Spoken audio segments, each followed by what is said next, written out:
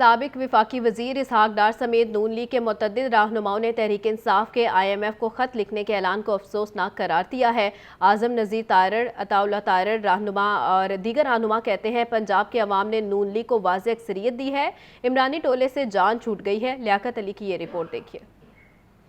Assembly کے ایوان کے باہر مسلم لیگ نون کے رہنماؤں نے تحریک انصاف کی قیادت کو کھل کر ہدف تنقید بنایا۔ سابق وفاقی وزیر اسحاق ڈار نے کہا بانی تحریک انصاف کا IMF کو خط لکھنے کا اعلان افسوسناک اور قابل مذمت ہے۔ اعظم نذیر طارڑ نے کہا کہ مخصوص نشستوں کا معاملہ الیکشن کمیشن کے پاس ہے۔ ایک پولیٹیکل پارٹی جس کا وجود ہی نہیں ہے، انڈیپینڈنٹس اس میں اگر آ جاتے ہیں تو آیا 106 اور 224 آرٹیکل کے تحت انہیں وہ سیٹیں دی جا سکتی ہیں یا نہیں؟ الیکشن کمیشن کو اصولاً تو ایکسکلوڈ کر کے انڈیپینڈنٹس کو لسٹ پوری ایگزاسٹ کر دینی چاہیے۔